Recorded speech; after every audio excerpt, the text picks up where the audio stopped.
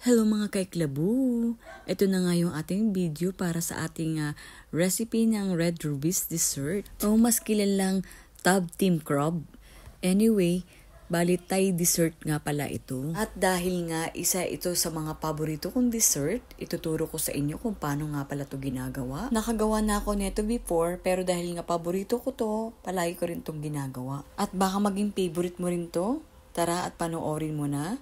Para sa ating mga ingredients, kailangan natin gumamit dito ng water chestnut. Maglalagay rin tayo dito ng food coloring. Normally talaga, red talaga yung kulay lang nito. Pero ako kasi naglagay lang ako dito ng kulay green para maiba lang. Pagkatapos nga natin makulayan yung ating water chestnut, maglagay rin tayo dito ng cassava flour or cassava starch. Tapos, i-coat kasi natin to sa ating water chestnut para naman makover yung ating water chestnut dyan. Maglalagay rin tayo nito kasi nabili ko to sa Vietnam. Tapos, wala naman ako paggagamitan kaya nag-try lang akong isama na rin to sa ating dessert. Normally, hindi kasama talaga yan. Sinama ko lang.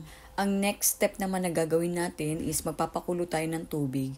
Tapos, dyan natin ibubuhos yung ating water chestnut. Kapag lumutang na nga siya, ibig sabihin nun luto na yung ating water chestnut. Normally, niluluto lang to mga 3 minutes.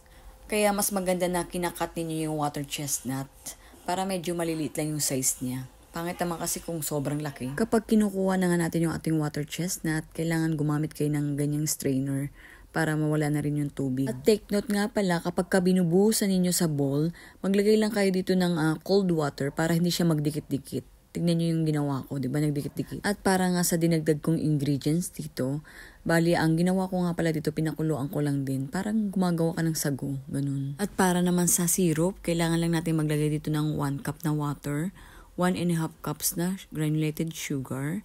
Maglalagay rin tayo dito ng fresh na pandan leaves. At para lalo pang bumango at magkaroon pa ng flavor, maglalagay rin tayo dito ng rose water. Normally daw ang ginagawa nila sa Thailand, naglalagay dito sila ng fresh na jasmine water.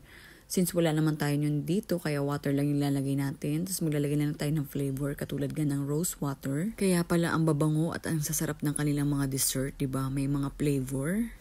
Dito nga sa paggawa natin ng syrup, kailangan lang natin ito pakuluan hanggang sa ma-reach natin yung 10 minutes. At pansin ko rin sa mga dessert nila, laging may pandan.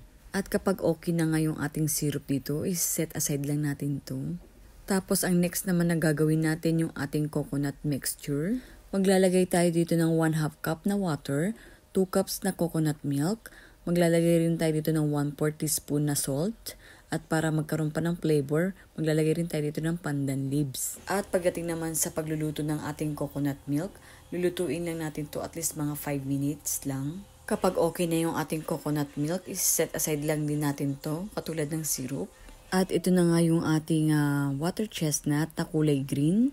At ito naman yung kulay red na water chestnut. At ito naman yung ating ilalagay pa na extra lang, na ilalagay ko lang talaga na hindi naman kasali dito sa ating Red Ruby's dessert. Kapag okay na yung ating mga ingredients, ilalagay lang natin to sa ating bowl. Tapos pagsasama-samahin lang natin lahat ng mga ingredients. Maglalagay na rin tayo dito ng coconut milk at saka yung ating syrup. At maglalagay rin tayo dito ng ice. Mas masarap yung ating Red Ruby's dessert kapag malamig to. At pwede rin kayong maglagay dito ng coconut meat at saka ng langka. O diba, super easy lang tong recipe na to, kaya try nyo na rin. At sana may natutunan ka sa video ko ngayon. At kung nagustuhan mo nga to, huwag mo na rin kalimutan na i-like and share. Or baka hindi ka pa nakapalo sa akin, ipalo mo na rin ako para lagi kang updated sa mga ginagawa kong videos. Salamat po sa panunood, sa uulitin. Tikman na natin tong napakasarap na Red Ruby's dessert. Wow, ang yummy naman ito.